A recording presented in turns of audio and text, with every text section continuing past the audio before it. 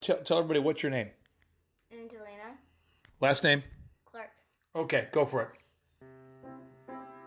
What word of encouragement would you have for my daughter and for the young ladies out there, young men out there who are, this kind of 10, 11, 12-year-old songwriters? What advice would you have for the Angelinas of the world? First of all, hi, Angelina. Thank you. I would say two things. One is make the music that you want to hear and that you need to hear, not what you think you need to make. And two, listen to everything. Get inspired by everybody. Use your cell phone, use your notes. Something your mom or dad says could be an inspiration for a lyric. Those are the best stories of songs. And just remember that inside of you there is a fire that you are naturally born with. I'm a super fan of OneRepublic. I've been a fan of Tedder's writing and production for so long. So seeing him in person, just being a normal human being in front of me, was crazy. They had said, hey, just so you know, every producer has a piano or a guitar. They may make some suggestions, but when they started singing, they knew what key the song was in already. They remembered the melodies and the lyrics, and they jammed on it for a while. And I just remember at one point I said, Ryan Tedder's playing piano on my song. You can almost hear the audience singing along with it. 50,000 people. Could you drop it down? But they don't got a pill for this.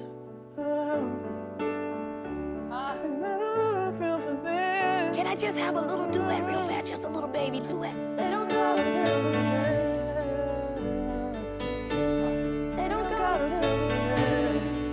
Yeah, okay, now I got those little things you were getting before on your arm. Ryan Tedder is playing piano on my song. Ryan Tedder is playing piano on your song right now. This is happening. This is awesome. Some shows don't need a celebrity narrator to introduce the show, but this show does. 2 men, 8 kids, co-created by 2 different women, 13 multi-million-dollar businesses. Ladies and gentlemen, welcome to the Thrive Time Show. 3, 2, 1, here we go! Started from the bottom, now we here. Started from the bottom, and we'll show you how to get here. Started from the bottom, now we here. Started from the bottom, now we here. Started from the bottom, now we here. Started from the bottom, now we'll show you how to get. Yes, and yes. Thrive Nation, on today's show, we have a superstar, a woman who's en route to becoming a household name, Sam DeRosa. Welcome on to the Thrive Time Show. How are you, ma'am? Oh my gosh, thank you for that intro. Wow, I'm honored to be here. Thank you so much for having me. Well, here's the deal. My kids, we watch Songland. We're sort of addicted to the show. And Ryan Tedder, who's obviously one of the judges on the show, he and I went to college together. And when I started my first company, DJConnection.com, he's the man who sold me my first mic, and he would fill in on occasional DJ gigs for me, and then he sang at our wedding. And so I kind of knew him and growing up, and I saw you on the show with him. What was it like to be on the show Songland with Ryan Tedder and the other great judges?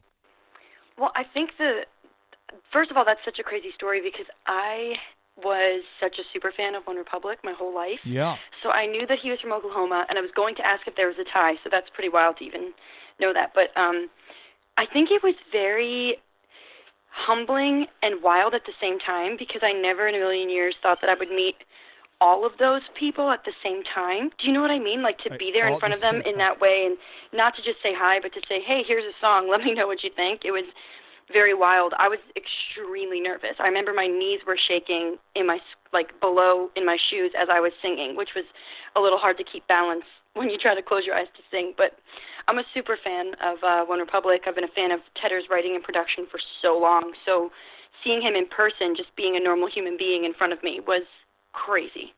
Now, was that kind of surreal when they started messing with your song and playing with your song and Charlie's singing your song, Charlie Puth is singing your song? Was that surreal?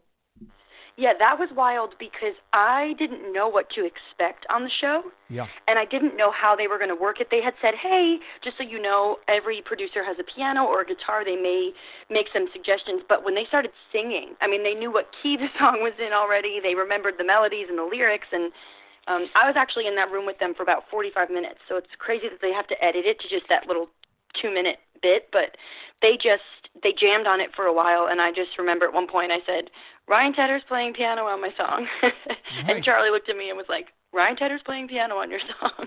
And just hearing him sing in the same key as I was also one of those moments where you go, wow, he can really get up there. Now, you went to school at the same school as Charlie Puth, is my understanding, and tell us about that story.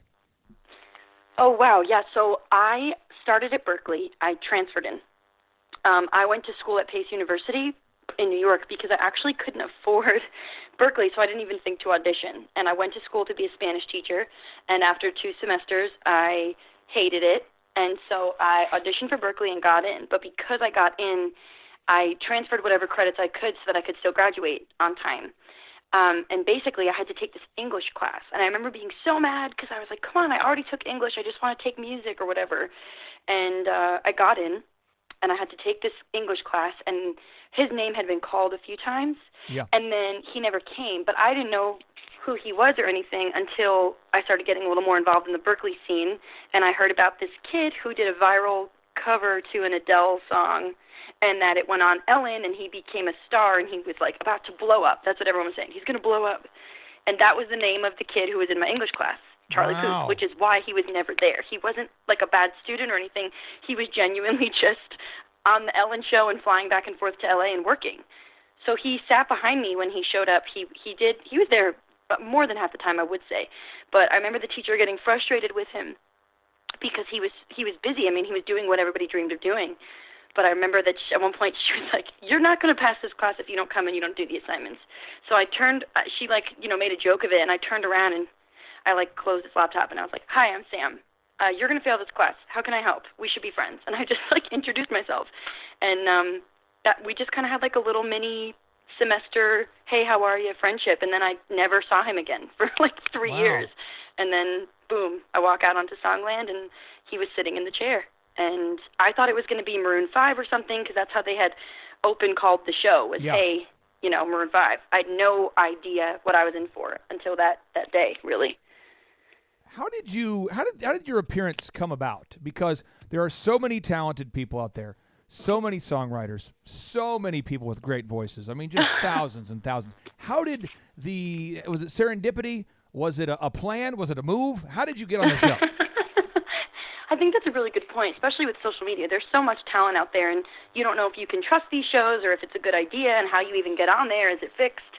For me, the inside scoop, I will say, that you guys are getting, which is cool, is that my Songland episode was actually the pilot episode. Oh, really? Which is why I thought it was Maroon 5, is we filmed this pilot for this show. We had no idea if it was going to take off, and then it sat for about 1.5 years until my episode actually aired. Really? We were going to be the first episode, and then they moved us to the end. So real quick, that's a little backstory. But I was sitting in Nashville for a writing trip, just trying to meet some people and write some songs.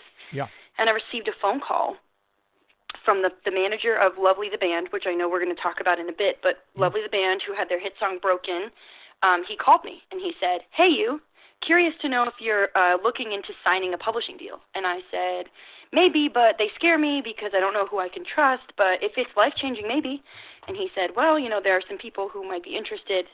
And my management was already kind of talking about it, too, because that song was obviously taking off, and I was a brand-new writer to the scene.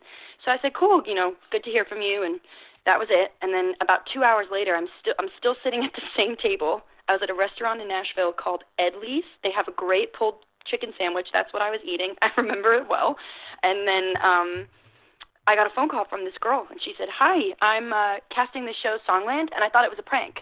I said, no, thank you, and I hung up the phone. I hung up on them. I had no idea. I thought it was fake. And then a few hours later, they got in touch with my manager. And what had happened was I had a meeting sometime that year with a label somewhere. I don't even know who. And I played them songs for pitch, just trying to get sessions, anything I could get. I just had a meeting with someone who knew somebody who said, oh, yeah, I'll meet her for 15 minutes. And I went in there and played a SoundCloud playlist. And people always say, my God, your personality is so crazy, so funny. Have you ever been on TV? And I always go, oh, man, I don't know if I want to do that. I feel like I've gotten my signs that it's not a good idea. But this person had a friend who was casting the pilot for the show Songland and sent my songs first. So they heard my songs, and then I guess they searched my social media, and then that was it. So I finally got on the phone with them, and I said, I was really scared to do the show. I didn't want to do it. I've been called back for The Voice and American Idol and X Factor and all these things just to be told no a million times, a million different ways. I said, I don't want to win a career. I want to earn it. And so I said no again. And then I had the choice of signing a publishing deal or going on a television show. And again, I chose the publishing deal. I said, I just really want to do this right. I owe it to myself. I've worked too hard. So I chose to sign. And then the show talked to my publisher, and they allowed me to go on the show anyway. So I filmed the pilot for Songland, Easter 2018. And then I found out around the next year, that they were filming the rest of it and that it was going to go. And I was the pilot, and that's how it happened. Now, did you have to keep it a secret that you were on the show for a year and a half? Yes. You didn't tell anybody? You sign an NDA, and it's Really? scary, of course. You have to. But, I mean, my family knew. Certain people knew because they filmed some behind-the-scenes stuff, so of course. But I'm so scared of that stuff that I was super tight-lipped about it.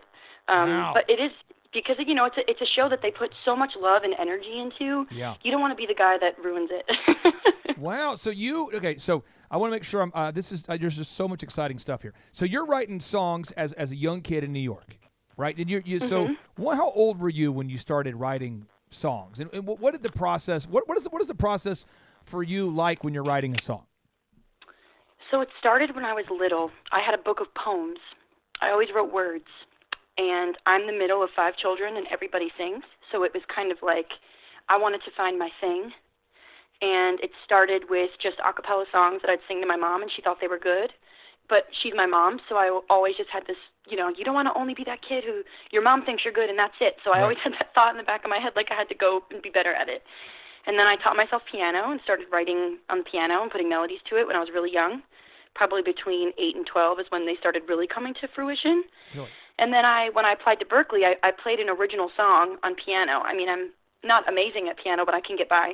And I accompanied myself and sang a song, and they actually accepted me for that. That was what they said the big kicker was my original. So I got in on that, and then I just decided I would do whatever it took to just get in the room, because although I really wanted to be the one singing my songs, I was so scared to kind of put that out there because I've always believed it was a destiny thing, and I didn't want to force that on anybody. So even with Songland, I said, okay, here I am, writing these songs. I'll give it up, and I'll see what happens. But I left Berkeley at 20. I think I graduated. So I graduated at 21, and then I was singing in wedding bands and driving back and forth Boston to New York to try to get some sessions and see if anybody was willing to take me into rooms. And that's probably when I started professionally, was straight out of Berkeley at 21, doing whatever I could. I think I might have been 22, actually. But that was it. I was right when I graduated, I just did whatever I could, and that's how it started. Where do the melodies come from? I mean, are you just walking down the street? Are you brushing your teeth? Are you eating a burrito, and then all of a sudden a song comes to you? I mean, where do the melodies come from? It's maddening to me how great your stuff is, and where does it come from? Where does it come from? It's awesome. That's so sweet. Thank you. I honestly feel like I tell everybody, anyone can be a songwriter if they have the patience and they try hard enough. Because for me, it's just, I start singing things around in my head, but I think lyrics come first for me a lot of the time, and then I realize that if I don't have anything to say, I don't have anything to sing. Some people start with just melodies. I think I'm really a happy balance of both, but I'll be brushing my teeth. Sometimes it's like that, that like classic, you wake up in the middle of the night and you have to pee? That's usually when my ideas come. And then I'm like, okay, I gotta make sure I write this down. And then the next thing you know, I can't sleep, and then it's 3 a.m. and I'm finishing a song. That happens more often than you think. But I think it's just that when you're tuned in, I think of it like a radio frequency. If you have the right station on and you have that open line of communication with your inner songwriter and your musical self, I think it's just always on. And people say things that inspire me, and I'll start singing as a joke. And sometimes I'll keep it, and sometimes it's just, like you said, you're brushing your teeth, you're walking down a street, or there's an old song from years ago that you want to try to take and turn into something that could be more current and bring it back to life. And that's kind of how it happens for me. Now, we have one of our show sponsors here. Charles Kolaw is in the studio here. He is Charles, how big are you? How tall are you? About 6'4". And how much do you weigh? About 250. About 250, okay. A massive man. If you Google search Charles Kolaw, he's a massive man. And he owns a massive man. A massive man. He and his wife own a chain of big box fitness centers. And Charles, do you have a question for today's guest here? Oh, I heard her talking. It just makes me think about so many entrepreneurs. It's like a higher power in the middle of the night when you got to go to the bathroom. It's like you feel like God's just telling you something. It's like a higher power just says, "Here it is. Here's your dream. Go do it." I think she said that it's when you wake up in the middle of the night and you have to pee. I think a lot of 72-year-old men are going to start writing songs here. Yeah. That's it. I mean, hey, I always say live your truth, live your truth. Now, That's what it is. But I really do think that sometimes this sounds so strange, but I really believe in my heart, like you said, if you have a purpose and you're meant to do something, there's no blueprint to this. And if I could bring this full circle, that's something Ryan Tedder said to me, because I spent a lot of my life comparing my journey to other people's and thinking that I had to do however they wrote songs was how I had to write, or if they were if they were able to do this, then I had to do that to get there, blah, blah, blah. So I had a very backdoor way of doing everything because I had to waitress at Berkeley, or I had to sing in the wedding bands, and kind of the way that Tedder came up, really. And I didn't know a lot of that backstory until later, but he said to me in the room when he said, "I'm confused. It says you live in Boston, but New York, and you're in L.A. Like, where are you?" And I told him the story of why I'm here now, and I moved to L.A., and he said, "I just want to say something really quickly." And I think it's so important for people to hear, if you are an entrepreneur or you want to do more than just work for somebody else's dream and you want to start your own. He said to me, "You have no control over who gets signed, when they get signed, who knew who, or how they got where they got, etc. The only thing you can control is the work that you know you put in. And so long as that goal is in hindsight in the back of your mind, whatever you do will get you there." And then he said, "I mean, you're standing in front of us right now, aren't you? And isn't it weird that you're standing in front of Charlie Puth after all these years?" And that is such a weird cosmic thing where I said, yeah, you know what I mean? Like every table I waitress, every idea, every middle of the night pee, whatever it is, it gets you there. I really do believe that there definitely are paths you can take, but I don't think that there's any wrong or right one. I think it's just a matter of time and not giving up on something. That is powerful. You have no control over who gets signed or when you will get signed, but the only thing you can control is the work that you put in. I think that is so true. Now, Paul Hood. Paul Hood is a CPA, not a musician. Big fan of music, though. Sure. Paul, you have a question for Sam, I think. Yeah, I have a couple questions. First one is, Sam, and this could be a song, I think. You said you don't want to win a career. You want to earn it. So why was that important to you? I mean, everybody thinks of people that are in your industry as just you. They really think you got lucky and you just got discovered, and they don't really put together that you earned it. So why did those words come out of your mouth? And I think, thank you for asking that, because I think what I mean by that is I don't knock anybody who went on a show and was able to take that next step forward. I think that there really is a destiny that is meant to be yours, but what's so hard about it is people think that you just kind of, a lot of these shows are lined up to really design it where it's like, here's Stacy. She was a dental assistant, and she just happened to see a sign that said audition for The Voice, and here she is now, Stacy, a star. You know what I mean? And it's like most of these people deep down in their gut really wanted this their whole lives, and maybe they felt like they were working really hard at it. But the second you come off of a show, I feel like it's so hard to break through that, oh, well, she just got really lucky because she went on that show and Charlie was there and somebody helped her and got lucky with her. And I said, man, I'm 3 years out of school. I'm going through the college debt, and where am I supposed to be? And I've had so many no's. I didn't come this far for people to think that I was some overnight success. I want people to know the bruises and the scars and the bumps, because that to me is the story. And everybody on any of these shows has that same story, whether they are, Billie Eilish or Pink or Kelly Clarkson or anybody like that. Everybody has that same amount of earn, but unfortunately there is, to the mass media, everybody just thinks, oh, you're that girl from that show. And I guess that's what I meant. I've had so many moments that have gotten me so far. I said, man, I don't know if I want that. And truly what changed my mind was talking to the staff of Songland. They were unbelievable people. They just said, listen, you cannot get on this show unless you're good. This is no fluke where we laugh at you. This isn't, they just said, we want you to get on the show because we want to show people the truth behind these songs. Like for every Halo by Beyonce, there's a Ryan Tedder and a bunch of guys in a basement till 5 a.m. trying to get the lyric right. And True. That's how that song's born, Right.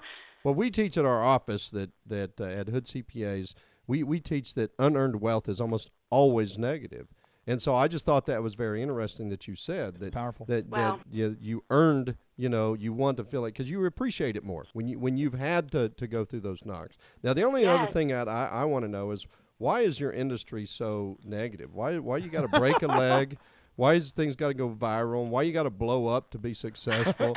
I don't understand. I wish I knew that exact answer for Yeah. you. I don't, but I was talking to somebody about this recently. I played a show and I opened up for Andy Grammer, and he's just such a positive person. I mean, he is just a great guy, and he cracks me up because he tells the story of how, he was always that, come on, smile, life ain't that bad, and then he lost his mom, and then people were saying that to him, and he was like, man, shut up. I Yeah. don't want to hear that anymore. Right. And he flipped his narrative back around and said, no, I want to be the guy who's positive.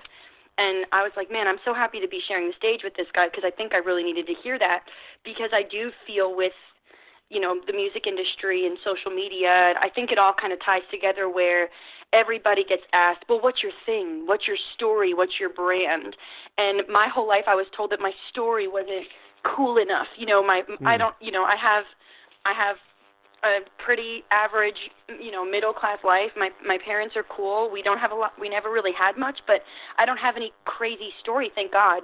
Thank God I have all my limbs and everything's okay. But it's crazy to think that people start to think that they have to be negative to get somewhere. And I think that's what was so wild about this experience is I am where I am truly from just being really honest. I really didn't fake anything or pretend anything. And the music industry has a way of making people think that they have to try to be something in order to be successful. But if anybody here is listening, whether you are in business or music or you just want to paint, I mean, there is whoever you aspire to be already. If you're looking to someone else's career, it already exists. And if you chase someone else's story, you'll be chasing forever. That's at least how I saw it. So I said, the only thing I could do is just be Sam. And, I'm going to do my best to just be as honest as I can. And I think somewhere in the process, I learned that I didn't want to change and try to be overly negative or overly anything. I just wanted to be me. And I don't want people to feel like to be a musician they have to, self-sabotage or, constantly have Right. relationship problems to get, Right. happy people can write sad songs. It's just about the ability to go back to that place when you need it for the fuel, What was your life like growing up? You mentioned that briefly. You grew up in kind of was it middle class, or what did your parents do for a living? Was it a musical home? Tell us about how you grew up there. Yes, it's a fun story. My parents both were living in the Bronx. They are, total Italians, born and raised Nice. in New York. And my mom and my dad, when they were young, she tried out to sing in his band. And he accepted her as the singer, and he was the guitar player. And they started dating and have been together since. Sweet. So they started a band. Yeah. That's awesome. So they started a band, and you grew up hearing music all throughout your house? Yeah, so the way that it worked was they were trying to make their band happen. They called it Leather and Lace after the Fleetwood Mac song, which is very cute.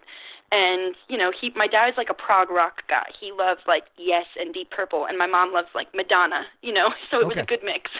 And when they found out that they were having us, they ultimately just kind of put their dreams on the back burner and said that their dream was us. And so they just wanted to be the best parents they could be. So to help pay the bills, they brought the music back up, and they would do weekend gigs and play weddings or nightclubs or whatever they could, and they would hold rehearsals in our basement.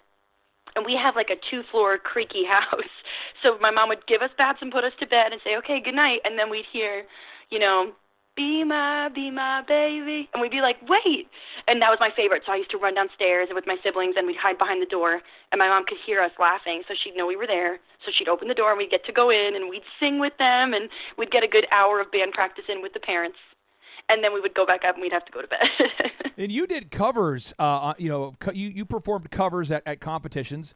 But my understanding is at the age of 15, you decided, you know what, I'm going to sing an original song. And the judges gave you a great score. What inspired you to sing one of your own original songs for the first time on stage? Oh, I'm so glad you asked that. I got inspired to sing my own song because I always lost. Okay. I tried to sing other people's songs, and I would lose so badly. And I was the middle child. And, my little sister was this Broadway dancer, so good. And my older sister just has this voice. She's just amazing.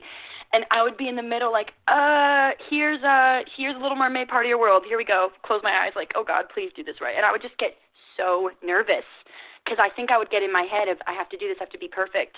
And I loved theater as a kid, so I thought I'd be so good at getting up at these competitions.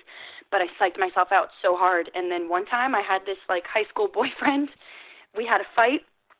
And I was helping my mom clean the tables, the kitchen table, and I picked up the Morton salt container, and on the back it said, "When it rains, it pours." So I wrote a lyric, in my little notebook. I heard when it rains, it pours, but I feel like it's been raining forever. And a song started, and I was like, you know what? Mom, Dad, can you come here for a second? And I played it for them, and I said, do you guys think it'd be okay if at this competition we brought the keyboard, and can I just do my own song? I think I might be more comfortable. Something about me just wanted to be that person who got up there and did it. And I did, and then I wound up winning this massive trophy, and I think I won $200, and I beat out all the dancers, all the singers. It was a competition of 500 people, and I won from my original song. I got a perfect score, the only one in their history. When I was a little kid, teenager. Boom! Do you remember the melody to that song? I do. Okay, can we find it anywhere on the internet? You can't just tell us you won with this song and not let us hear it somewhere. Can we find it somewhere? Oh, you're so funny. I have it. I have a really cheesy black and white music video to it that I filmed when I was 17. That's on an unlisted YouTube link. Oh, I unlisted. will 100% either give you the link to, or I'll send you the little MP3 of the piano demo. Yes. It was called Hello Stranger. And Can the it was world about see it? giving all your love to somebody and them walking away, and you realizing when they came back again that you didn't need them anymore. Can the world see it? Will you ever unlist it? Because this is exciting. Yeah, I had it out, to my little home. I mean, I've been doing this for so long. I have to tell you, I had 2 EPs that I took down because I was too scared. So it feels really good to have, a song like Pill for This out and just have it stay there and say, Sam, you're not taking this down. You're not running away anymore. I had released that just, to my hometown and put it out. It didn't really do anything, but I thought it was so cool just because I wanted to finish something. My mom always said that. She was like, it doesn't matter how well you do. You just have to finish because finishing is the biggest thing. So even when I get up there and I would lose, I never cried when I lost. I was just like, cool, let's go get some pizza, because my mom would just say, did you have a good time? Did you do what you said you would, which was go up there and try your best? Okay, cool. Go get some ice cream. See ya. Awesome. So I feel like that's what this song was for me. I just wanted to try something else and just say I did it. So I did. I'm certainly not your A&R or your PR or even a mentor of any kind, but I would say I'm a huge music fan. My first big company was called DJConnection.com, and we would DJ 4,000 weddings a year. And so many people would go up to me and say, yeah, it was awesome. And so I made a life-changing amount of money with that company. But people would come up to me and go, how'd you start? And a lot of times when I would show them my original videos of me DJing clubs and stuff, I found that it made me really approachable, because it's like when someone has a big company, it's kind of hard to. And I think the more old school stuff you put out there, I think a lot of your fans would like that because it's fun to see where you started from, But I got to ask you I love this: that. you started to land. You landed on some co-writing sessions in New York. You landed these. Can you explain to our listeners what a co-writing session is and how that translated into Broken becoming a smash hit for Lovely the band? Oh, sure. So co-writing is essentially more than one songwriter in a room writing a song. Okay. So if I'm co-writing, the same way that you have a co-worker, you're not the only person in the office, it's my co-writer. We're deciding to take on the song together. Sometimes you can start a song from scratch. Sometimes I can walk in and say, hey, I have this crazy idea called Pill for This, and here's this idea, and blah, blah, blah. Say that's how that happened, right? Yeah. And essentially what happens with co-writes is most artists today, now they're starting to write their own music or try to be in the sessions. Yeah. But for a long time, songwriters wrote for the artists. Now the artists are co-writing with their, songwriting teams. So you have people like Shawn Mendes, who writes his song with a lot of people, and sometimes he has his, his A team, which are the same 2 people. They co-write. It's 2 or 3 people in a room, and you work on the song together. You both all equally input melody, lyrics. Sometimes, some days more than others, you may be the person who's a little quiet in the room because, your other friends on a roll, that's okay. Sometimes that just happens, and sometimes your job isn't to be the A personality in the room that day. Maybe your job's to be the scribe, I call it, where you write a bunch of stuff down and you take notes and you say, hey man, you said I like that you're broken, or whatever that is, for example. So that's what a co-write is. It's just multiple people writing a song and you not being alone in the process. You can write it alone as well, but more than ever, it's very rare that you find anyone these days, in the pop market at least, that is writing a song completely by themselves. That just doesn't really happen anymore. And with producers now taking a piece of the publishing pie, because you can argue that with drops and all these new, chorus things, that's kind of a part of a song is what they've deemed. So they're co-writers too. So everyone's in the room, everyone's working together. Go ahead. How often do you, when you're in a co-writing session, tell your fellow co-writer, hey, listen, we need a little more cowbell on the track? Do you ever do that? I love that. That was actually a joke we had with our wedding band. We would yell it all the time. We need more cowbell. More cowbell. We brought one. Okay. I used to play it when I sang. I'd beat the crap out of it. That was my favorite part. That's beautiful. Now, so your song, Broken, tell us about what it was like to have a song that actually was played and listened to by other people beyond just your immediate sphere of influence. I always say thank you for not letting me release music to just my parents. Yeah. I think Broken was just such a magical way about how it even happened, because I was in New York and no one cared about me, and I was really trying to get in any rooms I could, and I met this guy who was from my hometown, and he said, I'll introduce you to this producer. You'll have to pay him for the first session because he needs, he's going to make a track for your artist project. And I was like, okay. So I saved up $500 and I paid this guy to write the song that never came out ultimately, but I came prepared. And that's another little lesson that I will say is, it doesn't matter if it's 2 people in a room or 200 watching you. It doesn't matter if it's Joe Schmo down the street who wants to work on a song, or Shane McAnally and Ryan Tedder. Be prepared, because I don't believe in luck. I believe in you being incredibly over-prepared for an opportunity, so that when that moment happens, you're just ready.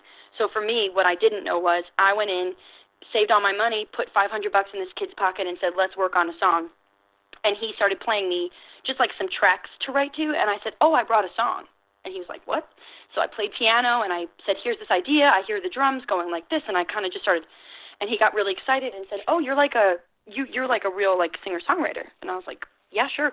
Thank you so much. Thank you. Yeah, let's keep working. And he said, let's do more. And I said, oh, I can't afford you. I said, I can't do it.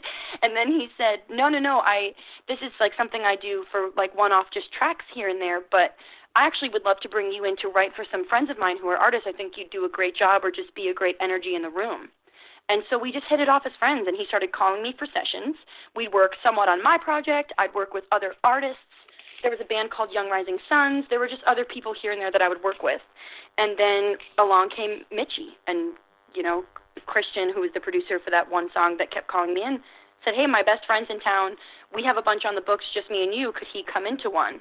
I don't want to cancel you, so I figured I'll say I won't cancel her unless we can all write together. It was like his idea to just be respectful of my time so that I wasn't canceled. That was it.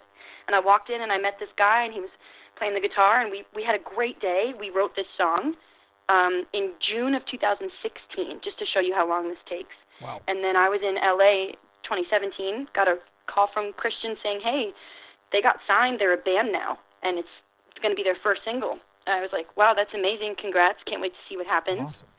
And then come 2018, I'm sitting in a cafe and eating a chicken sandwich in Nashville, and I get a call that the song is doing extremely well, that they think it's going to be #1 in the next 2 months. And I was like, no way, I'll believe it when I see it. And then it stayed there for 8 weeks. It's currently the longest running alternative rock song in radio history. Wow. It's been on more weeks than, I think the one that it beat was Rise Against. It wasn't Savior, but another song by Rise Against was the longest running. It's truly had the most weeks ever on radio. Not at #1, just in general. It still plays in the dairy aisle of my grocery store, and it still plays in my gym. And honestly, that was just one of those moments that I said yes. I took the 2-hour drive in. I said yes. I wrote the song. I forgot about it. I just kept working really hard at anything else I could. And like Tedder said, you have no control. You only can control the work you put in. And that song truly changed my life. I'm so thankful to those guys. I'm so thankful to everything, and I was exactly where I was supposed to be, and I really believe that. I have 4 questions for you in 4 minutes, so here we go.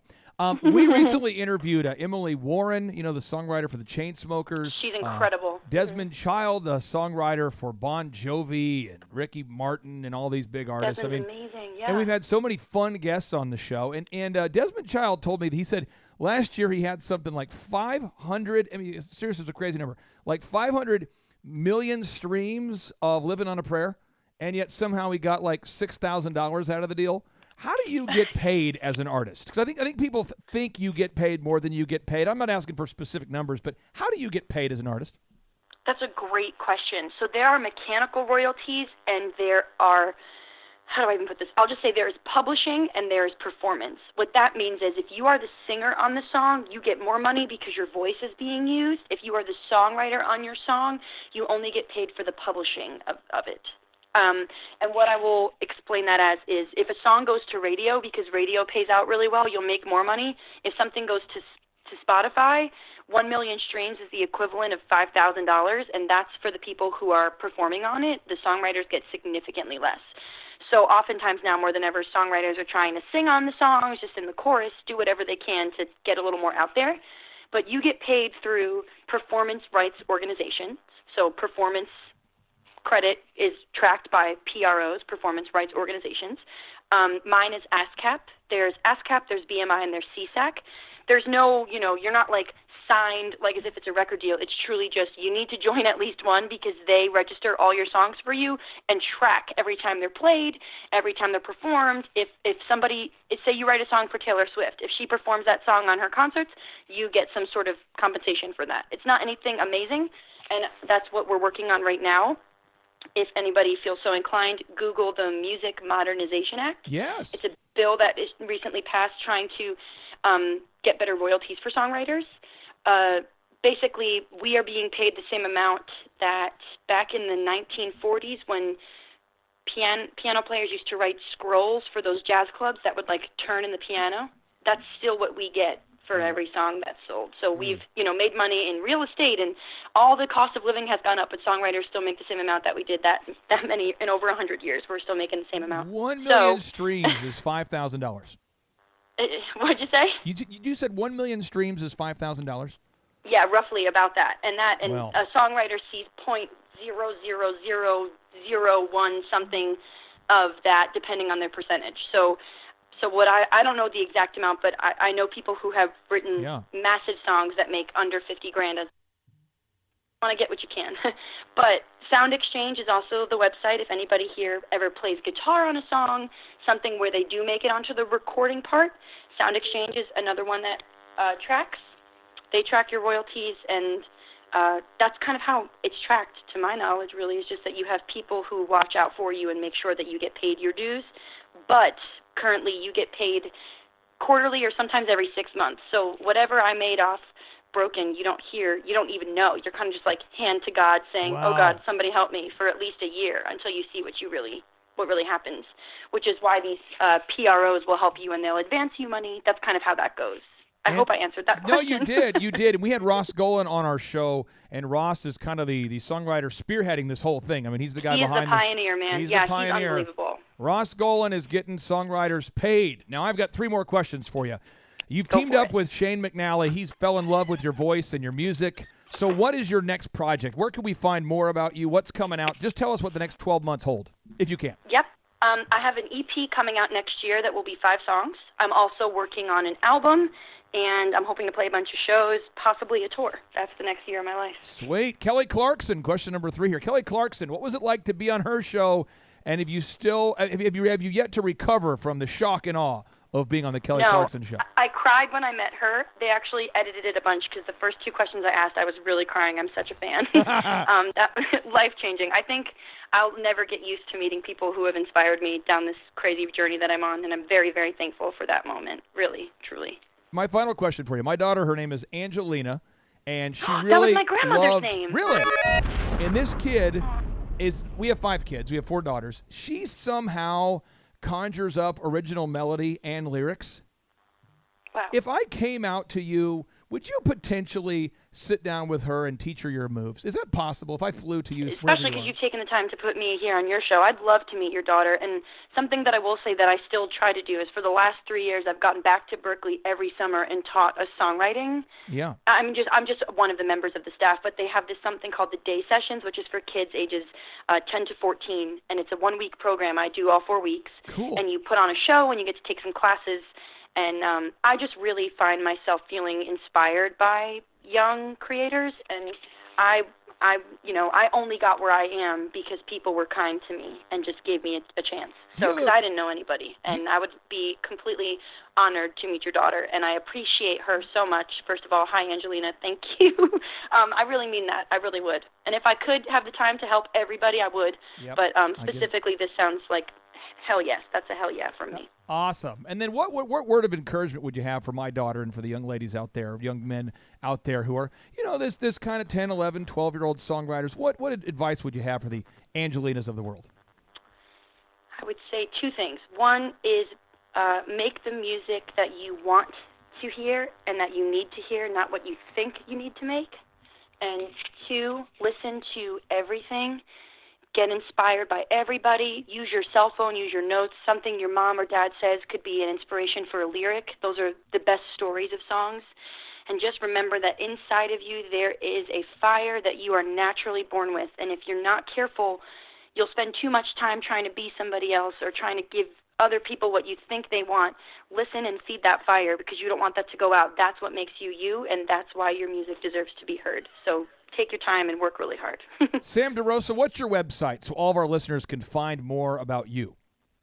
Oh, cool. It's www.samderosa.com, SAMDEROSA.com. Sam, thank you so much for your time. I hope you and your mother have a great rest of your time together this Christmas holiday.